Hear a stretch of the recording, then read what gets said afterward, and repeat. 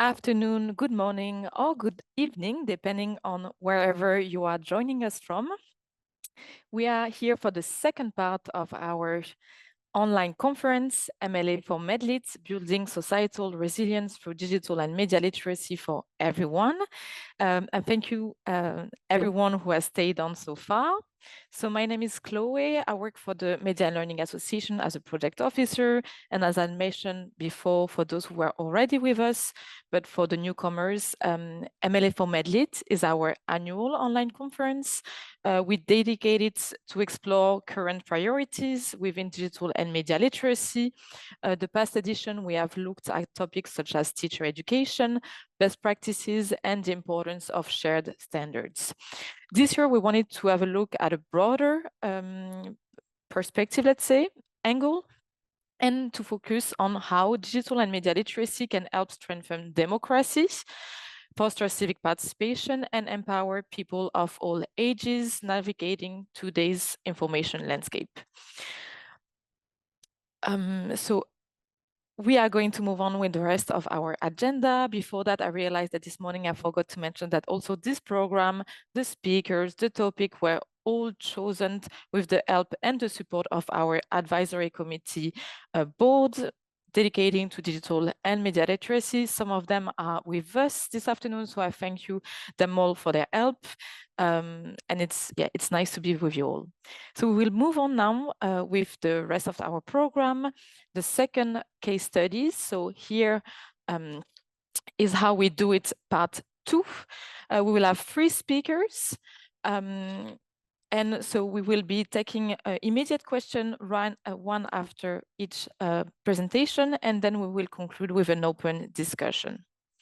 So I will quickly introduce our 3 speakers. First, we will have Ruslana Korenchuk, and I apologize if I misspell any name this afternoon.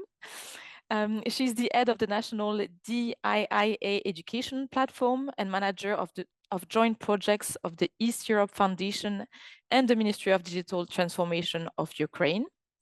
Then we will have Ruslana will be talking about their platform, their educational platform, and guide us through it, talking about the different features and also their target audience and the impact they have on the Ukrainian population. Then we will have Ela Serpil Evliaglu.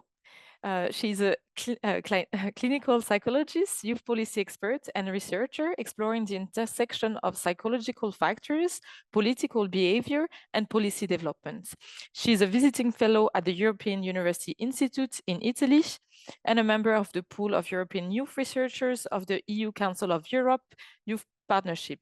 Her current work focuses on how AI tools shape individual, societal, and political well-being. Ela will talk about AI companions and the different research findings. And then, last but not least, we will have Hugo Busançon, a deputy director from Square France. Hugo is a digital media literacy expert with extensive experience in designing, coordinating, and managing educational portfolios in Europe and Quebec. Hugo focuses on matters of prevention of violence, empathy, critical thinking, artificial intelligence, and regulation in the digital space. So without further ado, we will start with Ruslana. Thank you. Yeah, thank you. So hi, everyone. It's a pleasure to meet you here. So we'll start with our presentation. I hope that it's visible for you right now, or yes? Yes, perfect. Thank you. So yeah. Let me start with a small introduction about our platform, and simultaneously I'll be I'll be back into our platform, switch to the presentation, but I hope that it will be convenient for you. So how it looks like for now, and what we are starting from. We are starting from 2018, when the Minister of Digital Transformation of Ukraine has occurred and started their work.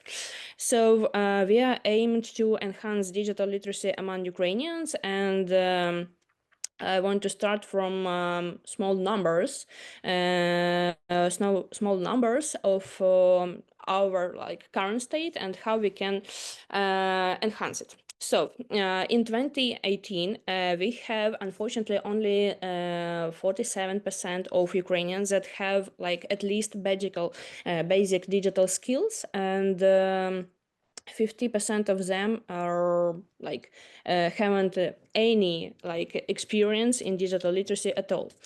But hopefully for the last 5 years we have increased this level to 12%, and now we have almost 60%. Okay, not now, on 2023 we have almost 60% with at least basic level skills and higher, and we are happy to represent our new research that are coming, and we are really love to share these numbers on 2025, but a little bit later in a month. So it's our like current stage, and we understand that the basic level of digital literacy among Ukrainians are still not enough for us. And what is the acronym that you called like DIA? DIA is an action. So, and DIA in acronym recall like state and I. So before our like main application that is called DIA, before using it, we should understand that a lot of people around the Ukraine, we should teach them how to use this application, how to connect with the state and the state budgets, the state communication in general. So we seeing this small number of educational resources, we start our project. So what we are doing in general. We expect that among the Ukraine, we can involve our people to educate. We should understand here that for example, school children, there are a lot of different programs that occurred in a school, and we are not talking about like this part of our people. But we are working with adults and people with in elegant age, let's say, that we should help them to find the best solution, how to educate and how to fast line educate on digital skills. So what we are doing, we create, first of all, we create our platform that looks like right now, and also it can be used in English, so it's easy for you, for example, switch on, find this solution and see all of our materials. And what actually we have right now, you see a lot of different types of educational materials that is called in our explanation like educational series, that are mixed in general of educational materials and entertainment. So it looks like really educational videos like Netflix, but for people who are interested in something. And after each of them, and after spending some time for additional works for like sharing the information or taking the test, finally you can get your certificate and even add it for example, for your CV, and share with your employee. And talking about the numbers, for now we have more than 200 educational series, more than almost like 300 bytes. What is bytes? It's a small but very sharp and quick explanation of something that we called like TikTok for smart people, who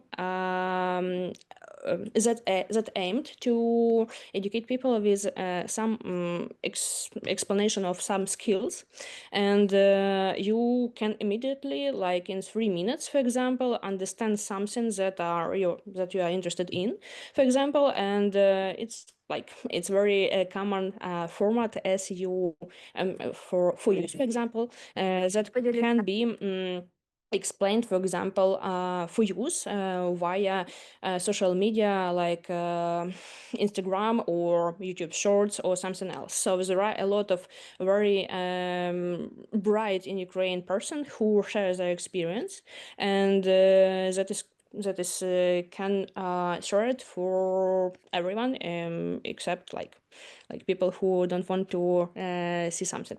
So it's about the byte learning, so you can easily navigate here and find what you are wanted for now. And of course, it's also useful for our use that are accustomed to like this like quick format of education. So I hope that you find out a time for like sharing this information and understand how it works. So it's about that format. What else do we have? We have like 8 national digital literacy tests. So one common for everyone that we use in a common explanation with DComp 2.2 for now, and of course we should explain it and recreate for the latest update that would be also in the nearest time. What else do we have? We have a simulators, guides, and digital competence frameworks. So that is all information that you can have on education platform. Also, we have some podcasts and events that you also can join in anytime. What else do we have? About the other features that is also on our platform. Starting from 2023, when we 2022, when we unfortunately have a full-scale invasion in Ukraine because of Russia, we understand that we have a lot of IDPs inside Ukraine, and for them, we in 2023 recreate a specific site of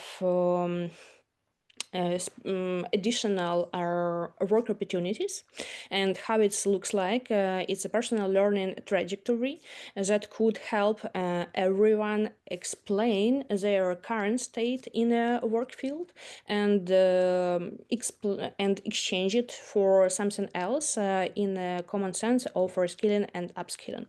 So how it looks like on our platform. Just a sec.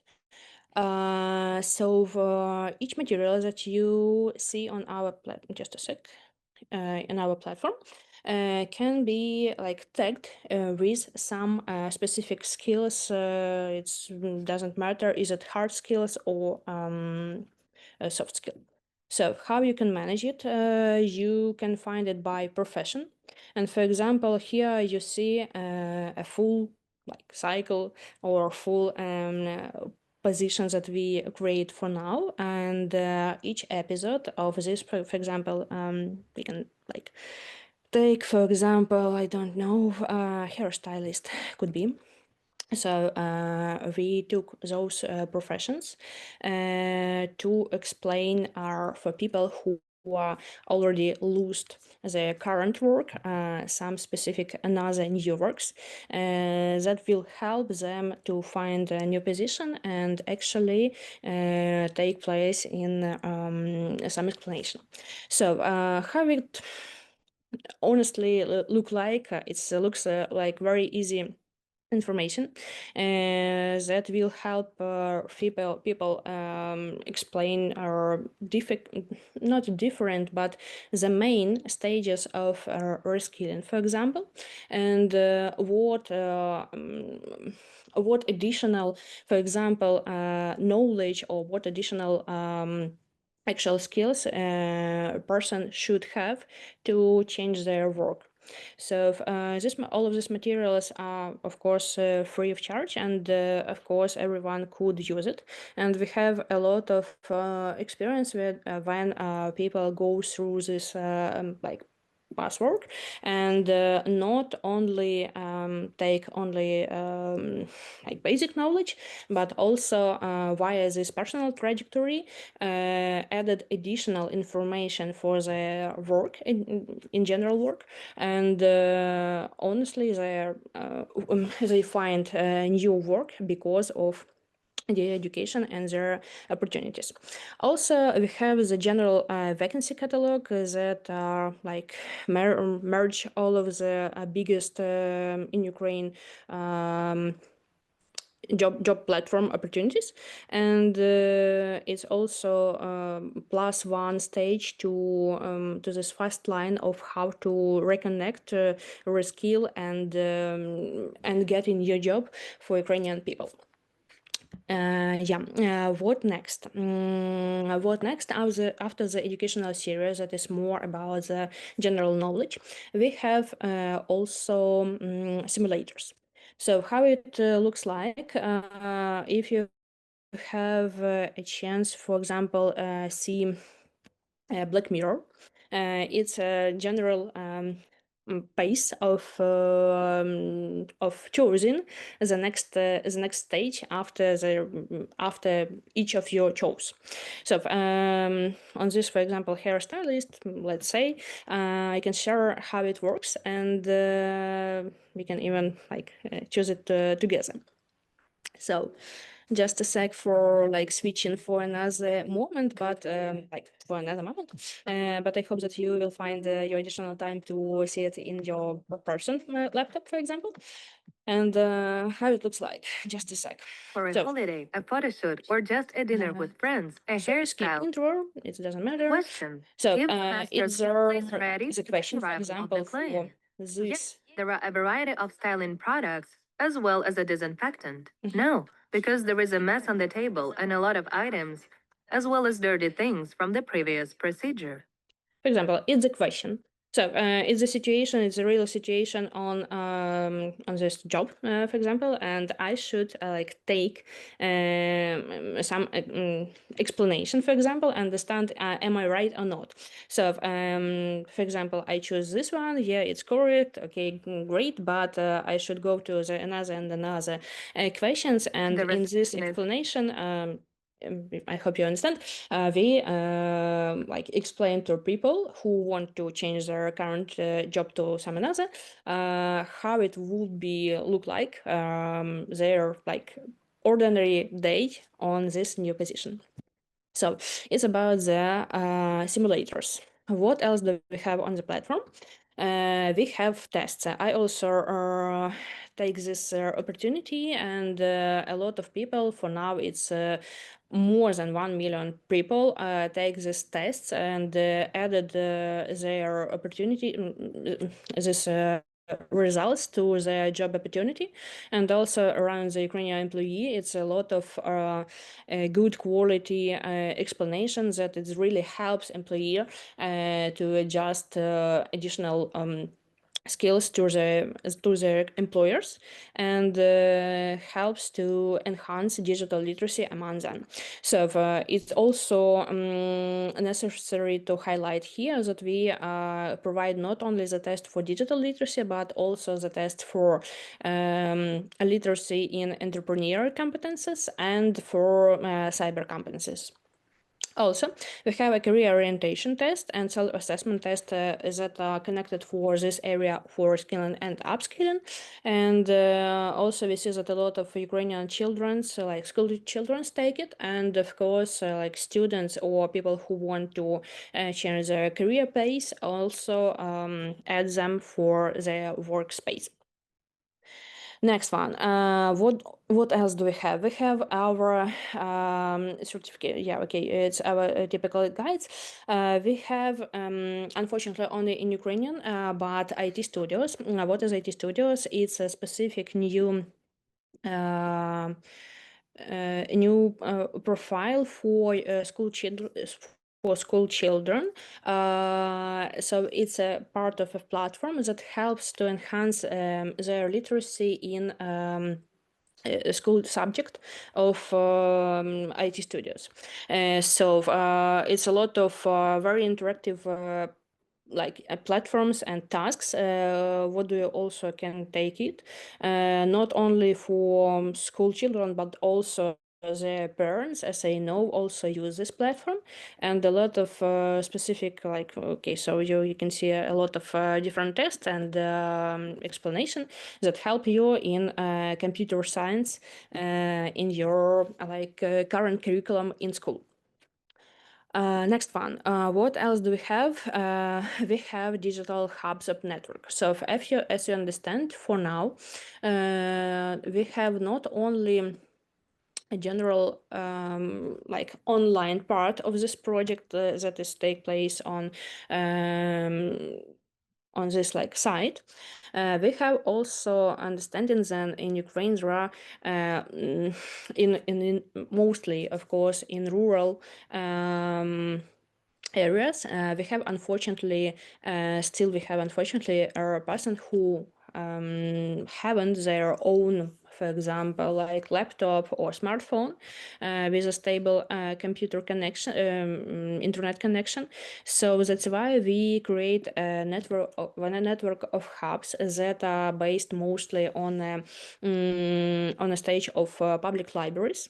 And for now, it's more than 500 digital hubs around the Ukraine that have at least one laptop, computer, tablet, doesn't matter what, stable internet connection, and at least one librarian or any other worker who can help people, every person who joins this library, for example, how to do something, doesn't matter what. It could be also how to sell something on our specific like platforms, how to find a job, how to get some help to the person to the general information, or how to even type something. So I see a lot of different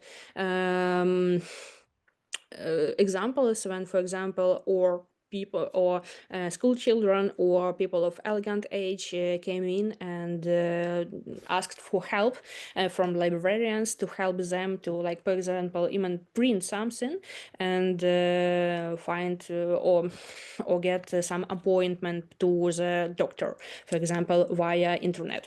So it's our connection, it's our like offline hubs.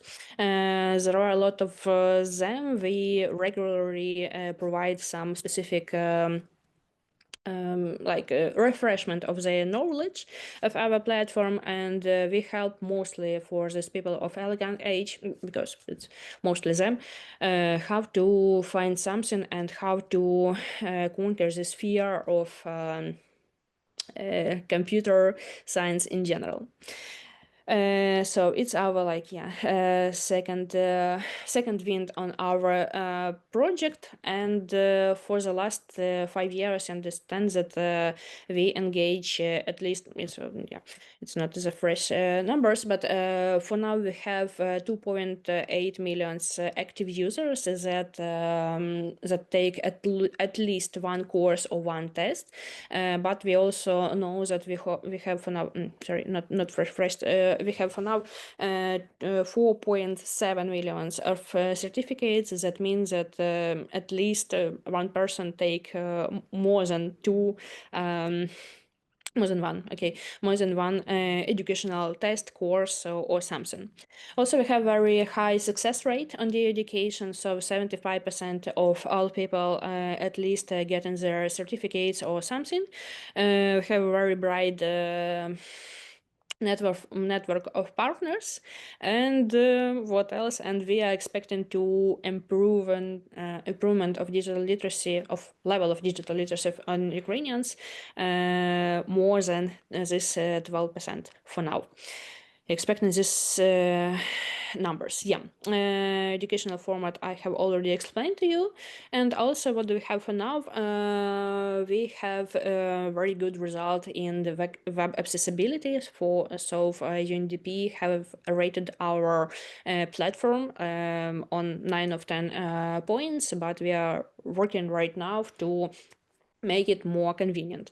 Also, if it's doesn't matter what else do we have on our platform. We have a lot of different formats, and we have very like bright designs that help us to do it not only bright but also web accessible.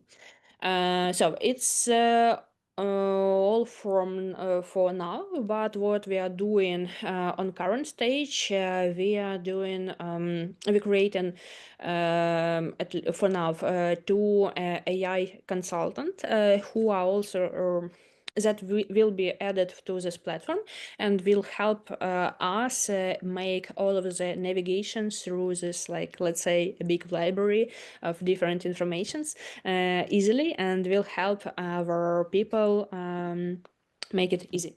So for now, I think that my time was closed. Yes.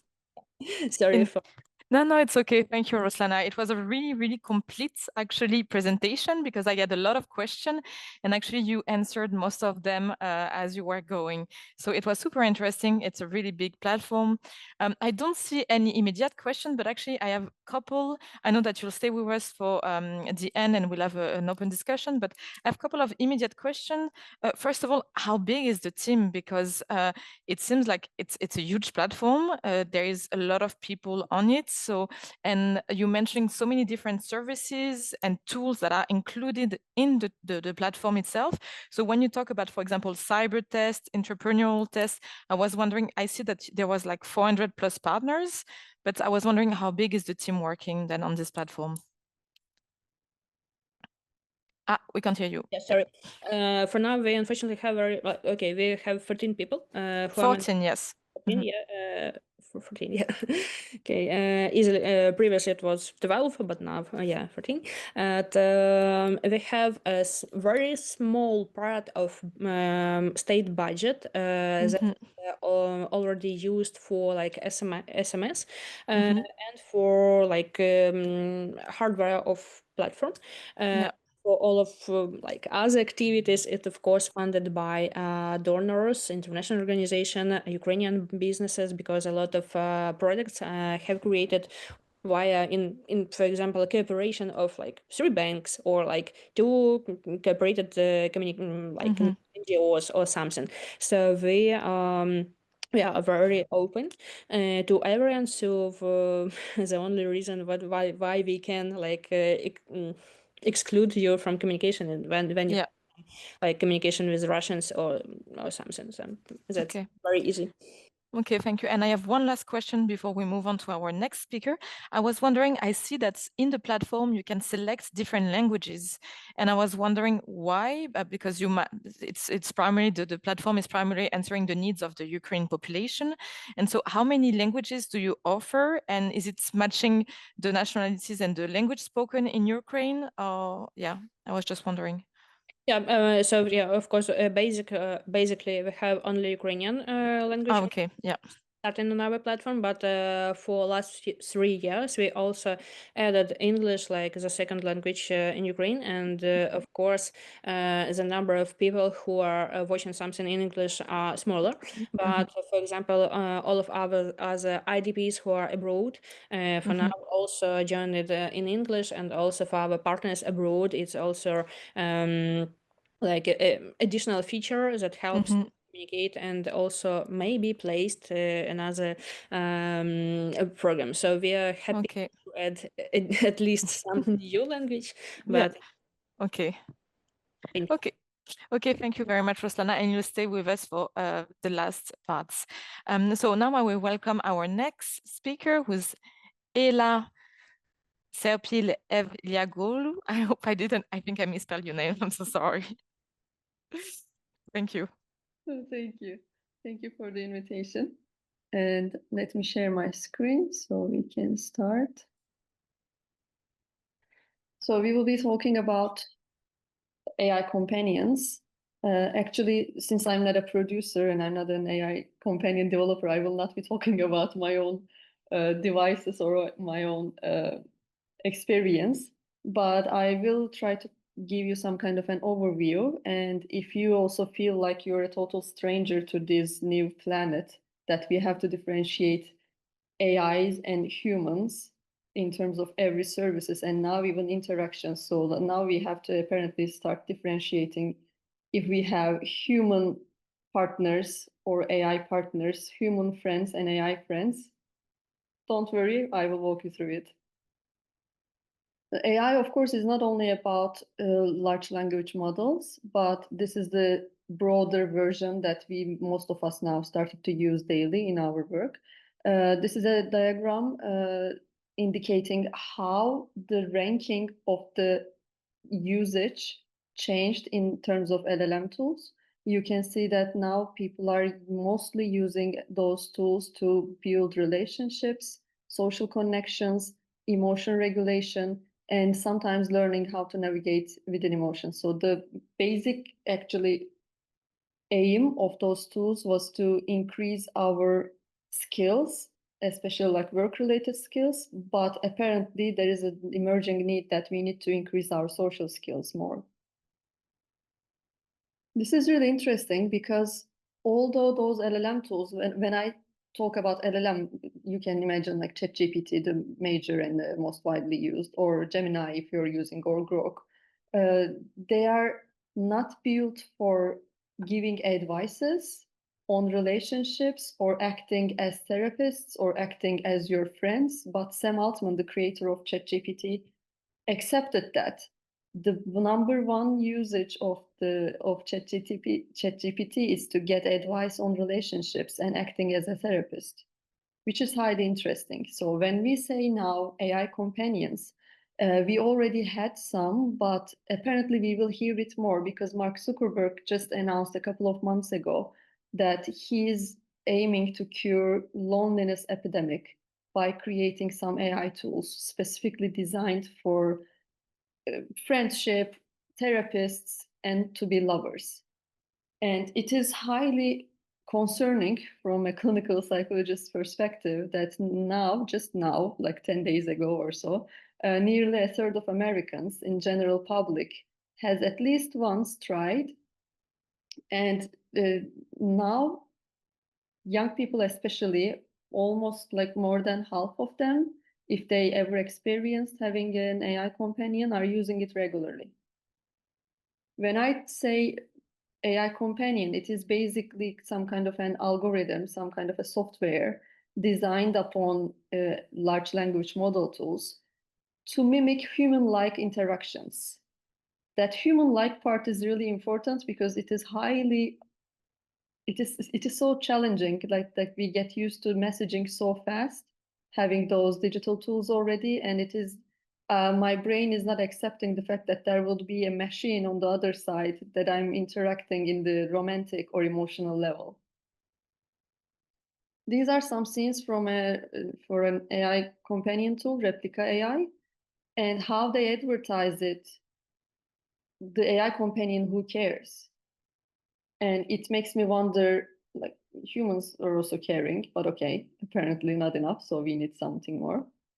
And this is a picture of another AI companion, an AI pet, specifically developed to target older populations because they are the high risk of developing like disorders related to loneliness. They are now competing with the younger generations, but still the highest rate of experiencing loneliness as well. So they aim to cure that loneliness by AI pets. So who are using those tools? Men in general, AI companions. Now we are talking about.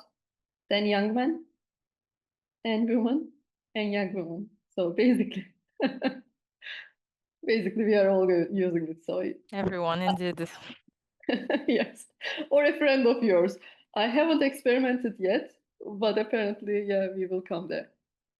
But another question which is important is also like where, because those AI companions are highly politically related.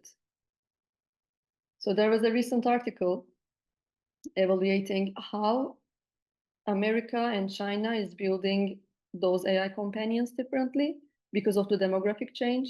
So we are not that stranger to that the gender gap growing in the political realm, right? Like especially young women are highly prone to left-wing ideologies, and young men are prone to right-wing ideologies.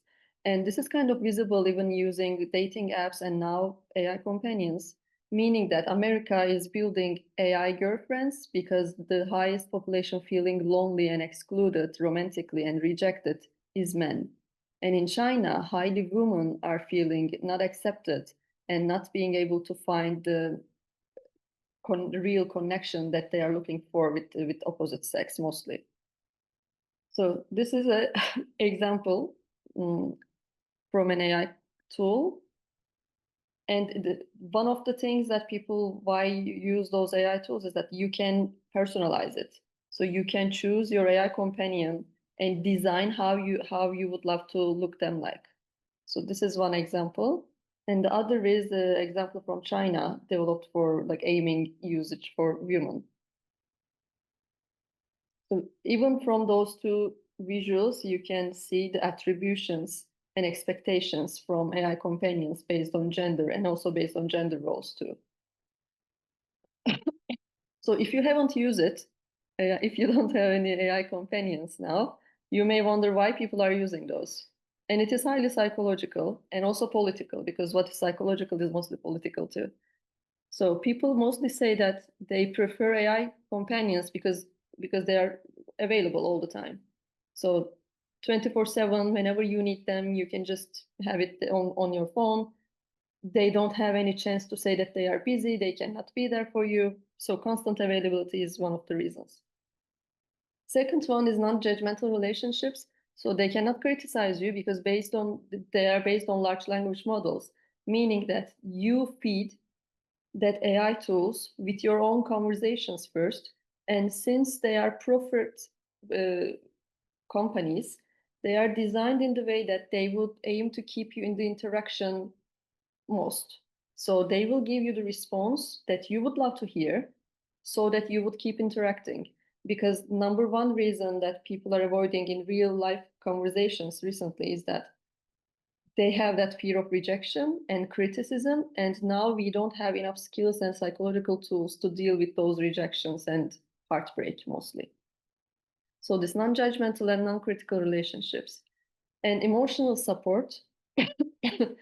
Sorry, I'm a bit sick, so I'm coughing, sorry. And emotional support is another reason. And this is also related to how people are feeling lonely, how we are not getting enough. We are not lacking number of relationships actually, but the quality of the relationships and our perception related to our relationships in real ones are distorted a bit. So people are using these for emotional support at the same time. Sorry. And which might be a good reason, practice for social skills actually might be one of the beneficial parts. If people need it to use to improve their skills in real life, I assume why not? But what really in depth? Like these are the responses when you ask people why you are using those tools. So those are the conscious responses. So as Chloe was introducing me, I really enjoy merging those psychological needs with political reflections in our daily lives. So this is a recent research from Gallup that 1 in 5 people feels lonely in globe a lot, not only occasionally. People say that they are feeling lonely most of the time, constantly, and a lot. And then we have the cost of real connections. This is also related to both economic costs because of the economic crisis growing since COVID-19. And it takes not only time, but also money to arrange a physical meeting with your friends and with your lover, right? And if you're living in urban areas, you need to go to some, if you're living in rural areas, you need to change places. The economic expense of having real connections is increasing. But also there is another side of the story, which is emotional costs. Since we are not really capable of feeling our own emotions and first recognizing it, how to differentiate if you're angry or if you're sad, how to differentiate between anxiety and excitement. These are highly crucial, especially in our world now. Everything is so fast and we are witnessing to a lot of interesting news every day. So emotional cost is another reason. And trust issues, not only interrelational trust, but also trust to institutions, trust to community. Those are the things that kind of weakening our ties with our real connections. And since we are still biologically wired and socially wired human beings, we need those real connections. So people are shifting, unfortunately, to that. This is really interesting because I was just attending a seminar on youth and gender gap. Ideologically, they are differentiating now. So young women are going to left and young men are going to right most of the time. And it is also related to educational gap as well. So women today are highly educated compared to men. So men are leaving education a bit earlier than women. And then this education also defines how people approach to romantic relationships, gender roles, romantic expectations, new definitions for family, new gender roles, emerging gender definitions, how they perceive the world. So, and even on dating apps, if you used it, I assume you experienced that dating app fatigue, that people started to differentiate whom they are going to date with based on their ideology as well. So it is highly challenging to find a romantic partner, and even people are calling this like dating market, which is interesting. So that market is now even more competitive, apparently. And so we already talked about this. And late maturation is kind of a term that we use in youth work because previous cohort, that previous generations would have that autonomy to have their own houses, like enough salary to take care of themselves and their families, and like enough freedom. But today it is almost like 35. If you're 35 and if you have your own place, you're like highly lucky, most probably. So does it work to have AI companions? Like, can it be a cure for those problems that we have? Research showed that it helps loneliness. Like people using AI companions report their loneliness level has been decreasing, but temporarily. So when they engage with the community again, their loneliness level goes back to the original baseline. But since those tools are super new, we don't have enough data right now to discuss if they are like useful or harmful. But we have some concerns based on the recent news, let's say. We have some, so when people are feeling lonely and people having some mental disorders and mental conditions, not necessarily in the level of disorders, they are more prone to use both social media and AI companions and dating apps because of that dopamine need, also lack of social connections. And we have some news. If you Google, you can find a lot of them, I think. We have some news that especially young people, vulnerable people, young people with autism, young people coming from minority backgrounds, young people witnessed some violence, has been using those tools excessively. And they have been receiving encouragement related to suicide attempts, related to killing their parents, related to attacking Queen of England, for example. Yeah. So sorry, Chloe, did I cross? No, just there's only a couple of minutes left because we'll be short on time. We are done. Great, we are on time. I'm happy. So we have also some concerns, which we are already low in our emotional skills. So those tools, instead of increasing our real social skills, they might decrease. And it has some addictive nature because of that dopamine hit and lack of social connections. So we can have those reflecting soon. And also avoiding in real situations, which we already have because of social media. We already have that kind of distance. People are avoiding in real situations and not engaging much. Some good news, MIT did a research and they introduced 5 topics that humans skill exist LLMs and AI companions. So they highly recommend in the future of workspace to invest in empathy and emotional intelligence, opinion, judgment, decision-making, creativity, and physical. So since COVID, we are used to those Zoom and virtual spaces, but they encourage to use physical same space to interact with each other more, and hope, which is interesting, related to leadership. So there might be another question, like, are humans better? Like, they are not causing any problems. They are not encouraging for suicide or murder or something. Of course they are. But I think we need to invest those skills more than ever, and we have to observe what AI companions will do to our lives, actually. Thank you. If you have any questions, I would love to help. Thank you, Ella. There is indeed a question in the Q&A, but we can take some time together to discuss it just afterwards. For now, I will welcome our third speaker, Hugo Busançon from Square France, to present their work. Hi. Thank you. Yeah, let me share my screen just a second.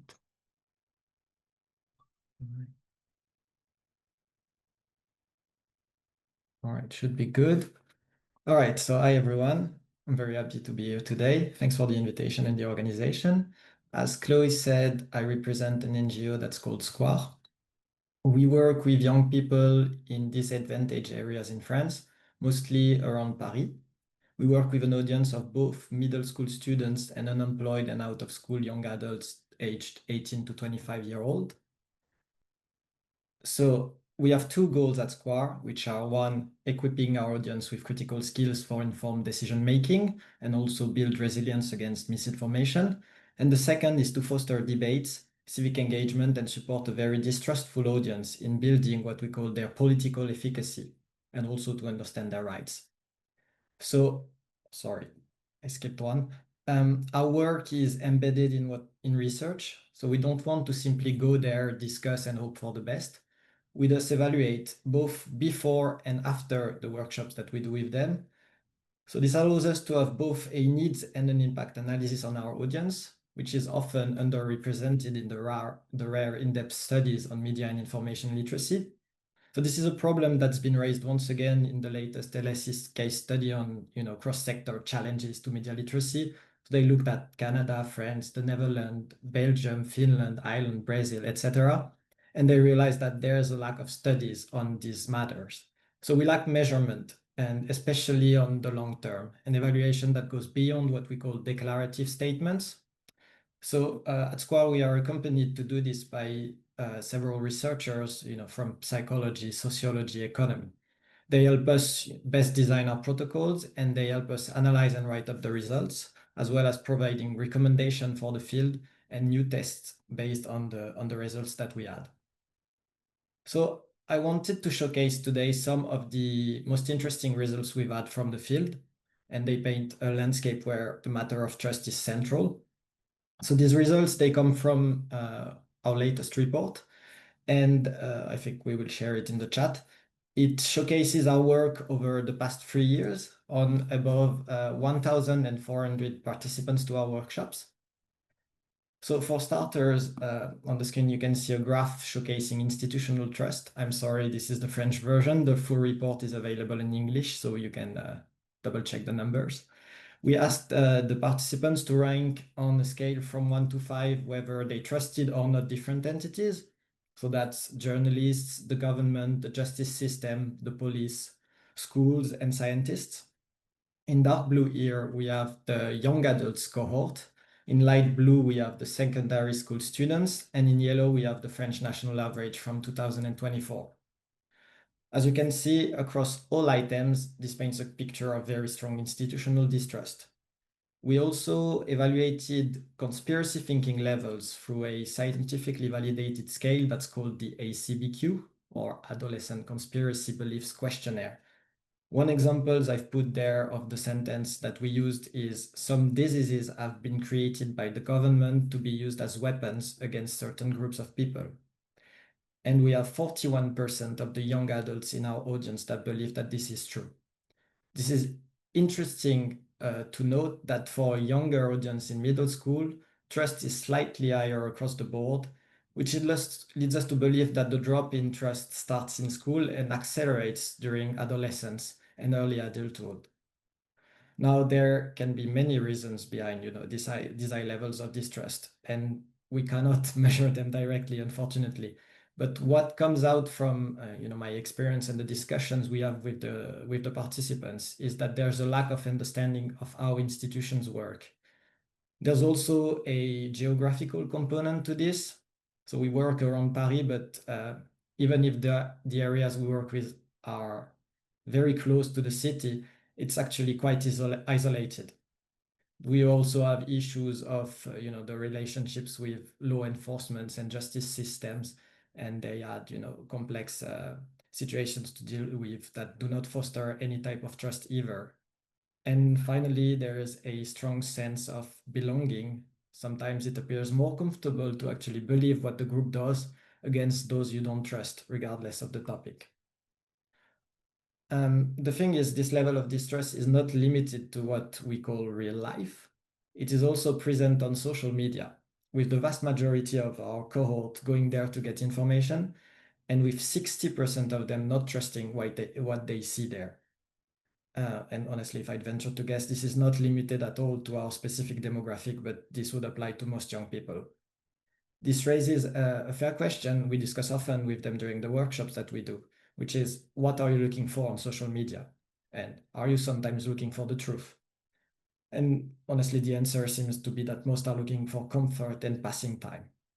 And by that, I mean, when I talk about comfort, I'm talking about confirmation of their beliefs and thoughts by like-minded people, or sometimes as well straight up opposing viewpoints for reactions, because this is the way social media are set up.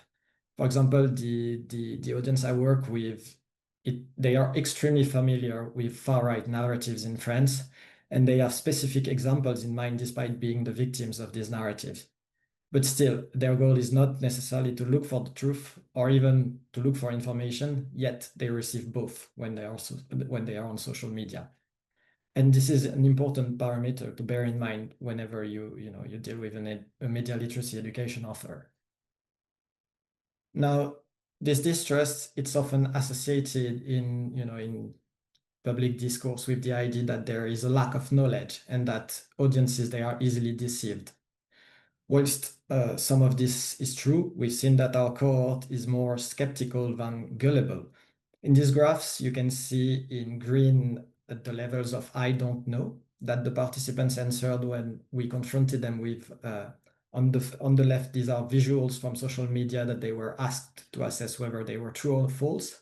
So these are items that we collected online, screenshots, etc., that we tested with them, and we showed them without further context. So they couldn't do research, they couldn't check comments, which is a technique that they use often. The second graph on the right is about items that come from a scale of susceptibility to disinformation, that's called MIST. Here they were confronted with sentences and news titles, and they were also asked to assess whether these were true or false. And as you can see for both, if we had correct answers, so in dark blue, and I don't know answers in light blue, we have a strong majority for all items in both situations. That shows us that they know that they don't know. They are able to take a step back and say it, but also that they don't know who to turn to for credible information, and they don't know who to trust. We also noticed that they were almost 46% believing in holding onto beliefs despite contradicting evidence, and 25% finding it acceptable to ignore counter evidence. The reasons behind all this can vary. I can only formulate hypotheses, but the result is often the same. They are not necessarily looking for the truth, as I said, but rather they are looking, for belonging, for feeling comfortable or helped in a world where we've seen that they lack the tools and the support to make the most of. It is often more, about being part of something, seeing something that could be true is enough, especially in an era where, there's lots of false context and fakes. So, what do we do when we know all of that? So our workshop at Square, they are designed to foster critical thinking and to work on, the ability of our participants to think for themselves. It's conveniently also the name of the project. They are highly adjustable in terms of content to adapt to the results of our tests and to the needs of our audiences and also to their realities.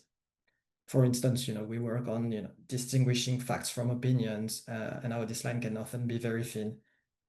There's a tendency, to jump from proof to opinion, both on social media as well as on more traditional media, and even sometimes, honestly, for us trainers and researchers as well, if we're not careful.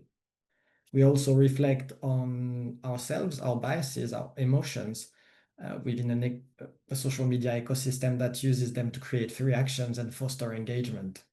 So, we talk about how social media work, how dopamine functions, and various other things. And we take an active learning approach because we work with an audience with very low attention levels and that are not used to take a stand and participating directly. We also give them tools and knowledge to come at this ecosystem a little bit more prepared. We discuss, laws behind content regulation and freedom of speech. We have them think about what type of content they want to see, what should be banned, what shouldn't, and why. I know that in this conference we talk about Gen AI a lot, so I'm going to make a quick pit stop on that because for my audience, AI it's equal to ChatGPT, and it is to be pronounced ChatGPT in France because otherwise you look like a fool, and I've made that mistake. It is also kind of a genie in a bottle.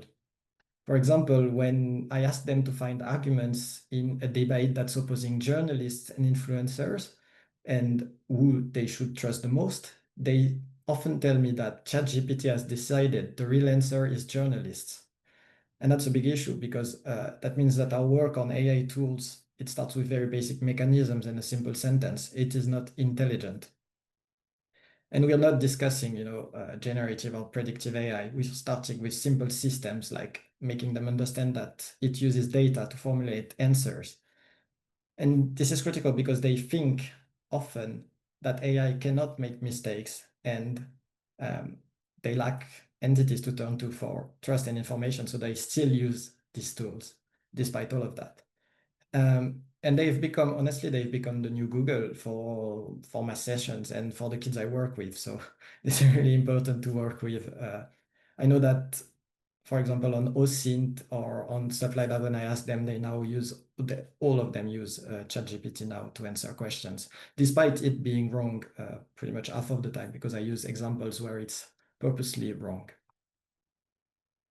So another thing that we do during the workshops is that we discuss and we ask questions. We are not in what we call a top-down approach at all because we are trying to understand each other, the relationship we have with information and with social media habits. Based on the results to the questionnaires, the info we're getting from academia, we trial and test out whether topics and dimensions can have impact on others. So empowerment and trust are at the core of our approach, and we spend a lot of time building it and debating in order for every single participant to feel able to take part in the debate, which in turn seems to have positive effects on open-mindedness and civic participation skills. So like I said, we do try to empower them to take action, to reflect on their roles and the roles of others on social media. So we work on empathy and tolerance, and we have them find facts and use them to argue. I'm almost finished. I think I have a little bit of time left. I can't throw all of these stats and difficult questions without giving a bit of hope as well through the impact of our work so far. For starters, I've put there that we've seen a decrease in conspiracy thinking among young adults, so from 66% to 50%. We've also seen, as I mentioned, an improvement in terms of open-mindedness, with 74% of young adults that tells us that they would now seek out different viewpoints online, which honestly I find fantastic and really difficult to achieve. We've also seen positive results on knowledge of key media literacy concepts. And another key figure I wanted to highlight before leaving you is that we've had a very positive impact on what we call political efficacy levels. So here in dark blue, we have the before the workshop levels. In purple, these are the after workshop ones. In light blue, we have 3 months after, and yellow, we have the national average. These are sentences like, I know more about politics than other young people my age, or I can easily understand political issues, or I feel able to participate in political matters. Whilst we obviously don't reach the yellow, which is the national average, because we start with very, very low level, we can still see improvements across all items.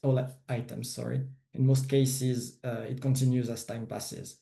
So we're currently working on improving and building upon this by fostering, mediation and exchanges between our audience and those that they perceive to be far away and that they don't trust actually.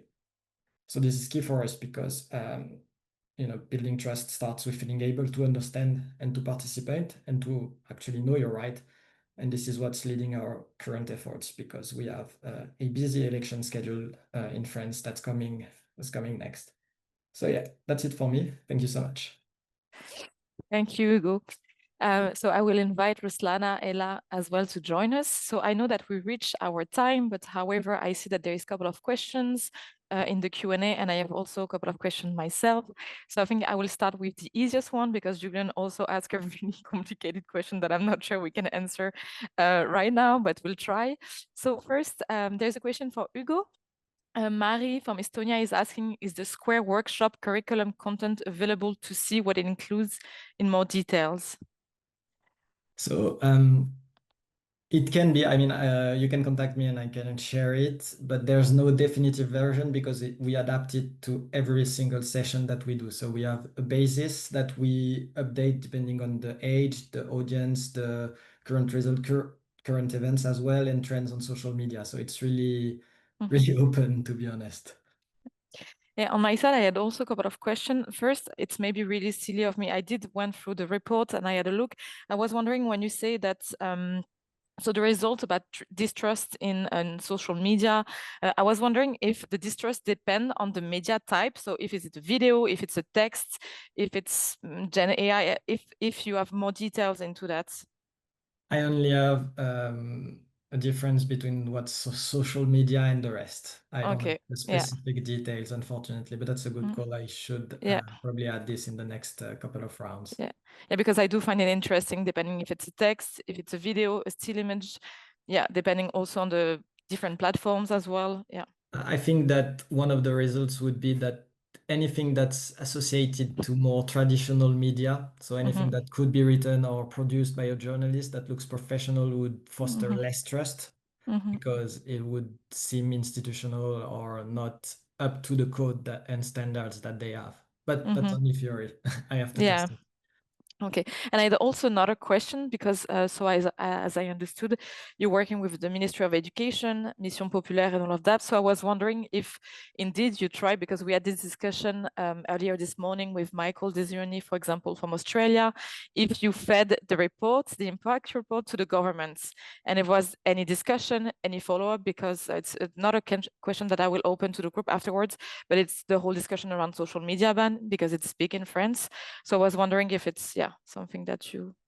There's a lot of traction. Actually, they really like the report, and they like is not the right term, because they are not a fan of the diagnosis, because it's just something that they are not fan of, but they all listen to it and are trying with us actually to find solutions and ways to incorporate this within the traditional education sector, the formal education sector in France. So we already have some classes that are reserved to media literacy education in France.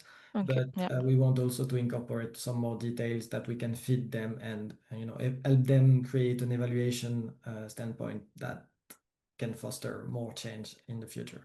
Okay, so it's good you are in discussion with them, and there is so it's interesting to know. Good responses. Honestly, they are really taking interest on these issues. Okay, yeah, it's good to know. So then I think it's for Ella particularly, but I think everyone is can respond to that. It's a question from Julian. So I think the question is quite complicated, but I'll try to formulate the best way. And Julian, you can correct me if I got it wrong. But basically, I think it's when we talk about people having emotional connection with AI or digital beings, is media literacy still enough, I would say, to engage with the technology maybe? And or do we need a deeper kind of understanding, I would say, that would help us grapple those questions about identity, humanity, and existence itself? Okay, I think I got it. So Ella. It is highly, highly complicated. And I think we couldn't rank which version and which kind of literacy and which kind of knowledge would come first, because they are so now interconnected. But I believe that media literacy still plays an important role of it. For example, when I write some pieces about AI and companions, I deliberately avoid using those names if it is not relevant, like the AI companion name or the company name, because it will be super attractive.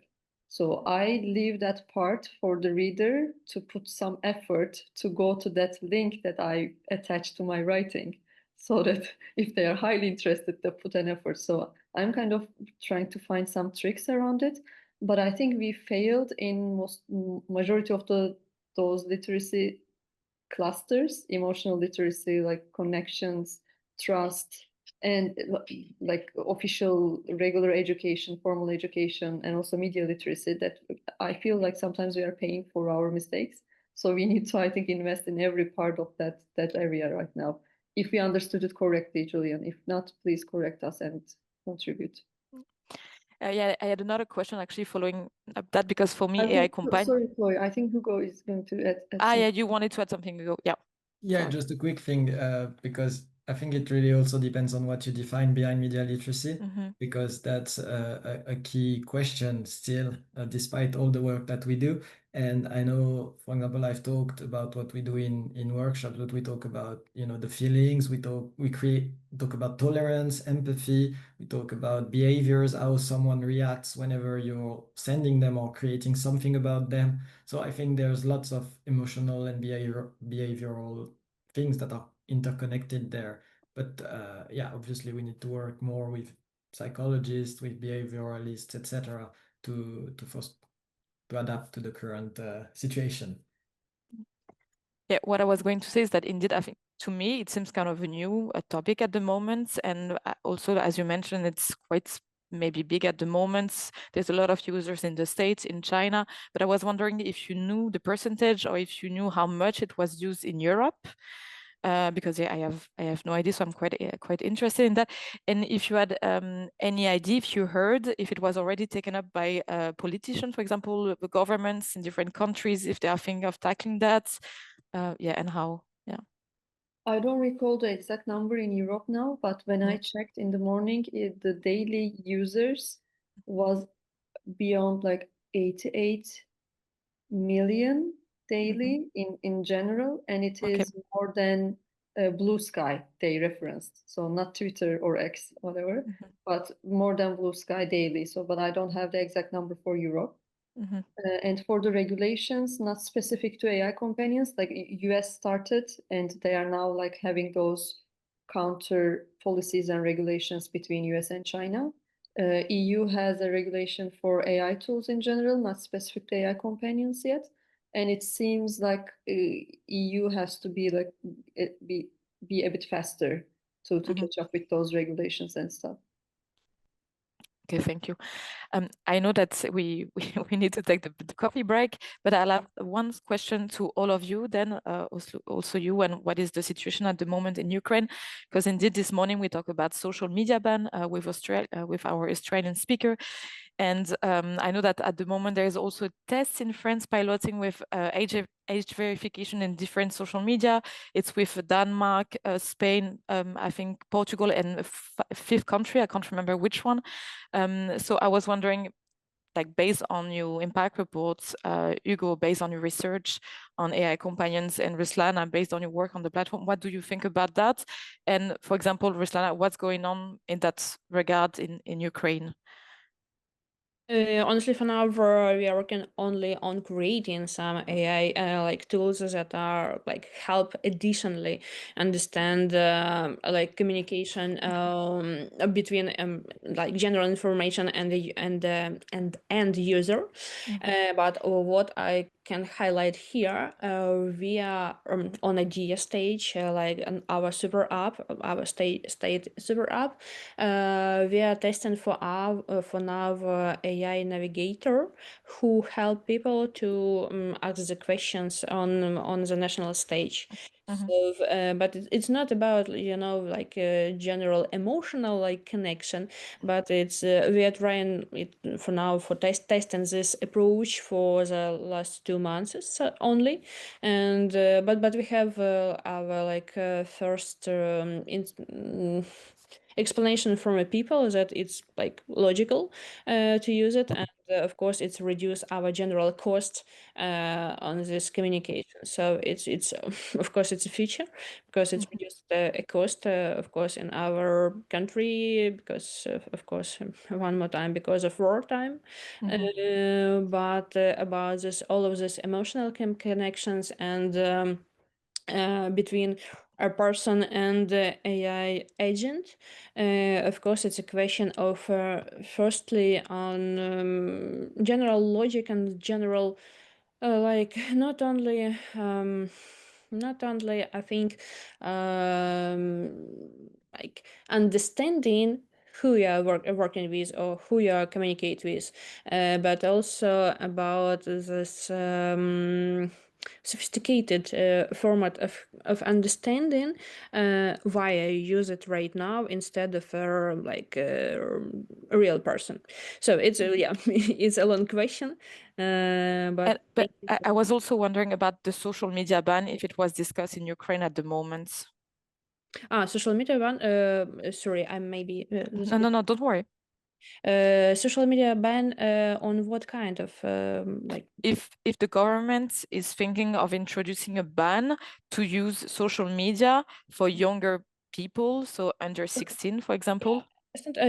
For now it's from 13 years old, like behind it. But in general, we are like going to the EU regulation and like have this opportunity in general. Okay, thanks. And Hugo, what do you think about that?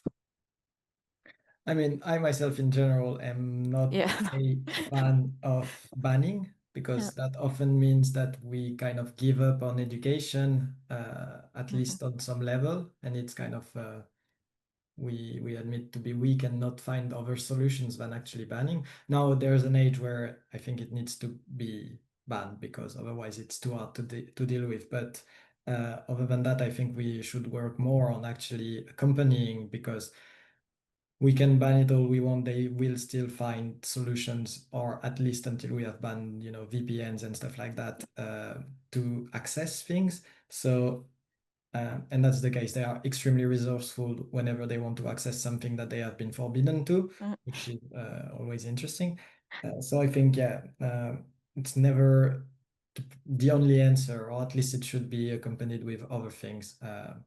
Yeah, because these are great tools, to be honest. There are lots of issues, obviously, but social media, they are also great and help a lot. Yeah, I think it's in line of what Michael was saying this morning. Do you have anything to add, Ela, to that? No, actually. Okay, thank you. So thank you, the three of you, for this presentation. Now we will go into a short coffee break because we are a bit late on time, so it will be only 10 minutes. And then we will see you all again in 10 minutes for our final panel discussion. So thank you and see you in 5-10 minutes. Thank you.